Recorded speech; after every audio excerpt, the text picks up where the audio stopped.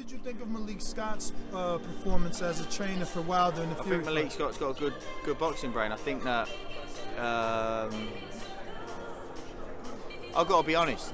I think that Deontay Wilder's best performance was in the first fight. His balance, his feet, his jab. I think his weight is a big factor in his performance. People criticise JD's just because he's fashionable, because he wasn't a world champion boxer. Doesn't mean shit. JD's is a good coach. I know that for a fact. I studied Deontay Wilder. I know the terminology. I know what he's asking for. And the key thing that I always hear JD's mention to Deontay Wilder is good back foot. Stepping back foot first, which is key. Exactly how Kambosos landed his punch against Teofimo Lopez. JD's mentions that. That's what let Deontay Wilder down in the two other fights. Key. I only heard JD's mention that. I know that Deontay Wilder, Malik Scott would have been enforcing that as well. But I know that I always hear JD's mention that. And like I say, it's just fashionable to criticise him. But he's a great coach as well. But as is Malik Scott. As for Deontay Wilder, like I said, I think his best performance in terms of technically and tactically was in the first fight.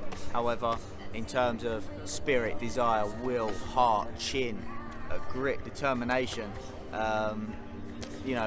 what both guys showed in that first fight is once in a generational type ability in those areas.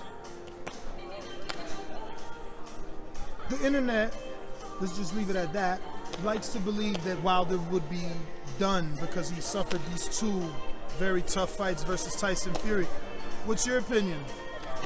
Rest is key after fights like that. Rest is key and will be a huge factor. After being stopped like that, hyperbaric therapy is a good way to go as well. And it's all about how he can recover. Like I said, he's shown what type of guy he is. Like he always said, I want to go out on my shield, I want to go out on my shield. And he showed that. A lot of guys talk it and don't prove it. He proved it. Like very, very impressive. And hope he can come back from that. Great fighter. Still the most dangerous fighter out there. And I'd like to see that he can come back and whatever he wants to get out of boxing or life, I hope that he achieves it.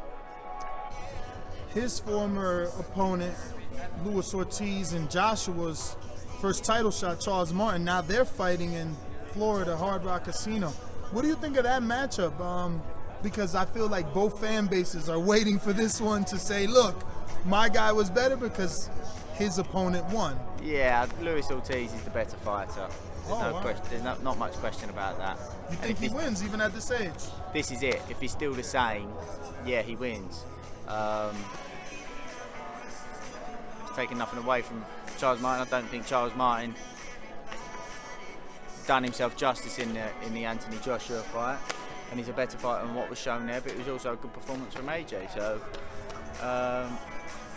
timing's key in boxing as well when the fights get made. So we'll have to see. It's an interesting matchup. Last one. I know I'm boring you. I want to believe, because I believe that Jake Paul is good for boxing, I want him to win. But I know that obviously Fury has this pedigree. He comes from the Fury family. Tyson's allegedly helping him. And he's the real fighter, so to speak. But I'm drawn to Jake because he's really trying to be a fighter. Like, I've interviewed so many people that sparred him. They believe he really can fight. And then he uses his social media. Like, Teofimo lost. He talked about Teofimo. He's helping Amanda Serrano. He's using his platform to help boxing. And I know boxing's going to turn their back on him if Jake Paul loses to Tommy Fury. What is your thoughts on that fight? And what sort of a shot do you give him versus Tommy Fury? I don't really know. I'm impressed with Jake Paul, got to be honest. I'm impressed. I think that's something that boxers lack in an area, and he actually spoke about it at a press conference, was investing in themselves. And he invested in himself, and he makes sure that he's got the best team he believes around him in every possible way to make sure that he gives himself the best chance in every area, whether he was mentioning about content creation, his boxing team, conditioning team, all these kind of areas, and it's true, and I think that that's why he's made such progression, and it's an intriguing matchup. It is. Too much? Did he bite off too much here? Is this? That's what we're all going to tune in to try and find out. I'm not sure. You know, he would be gaining a lot of experience from each contest that he's having because it's on such a big platform, under so much pressure. He'll be making a lot of progression from each experience that he has like that. What about comparing his opposition to Fury's? Similar, except Jake's are all debuters, but they're athletes in other sports. Do you hold any? Do you consider them quality opponents versus the first 10 fights that a prospect gets? In the UK, it's a little bit different. You get more journeymen that are sort of there to do their job, and they know they're probably going to get beat, but they look to survive. And if you can get them out of there, then that's sort of a good performance. However, the guys at Jake's fought, they've sort of come to win.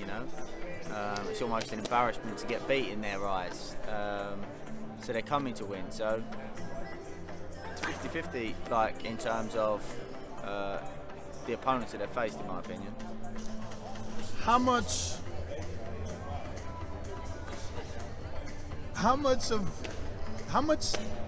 of Fury is Tommy?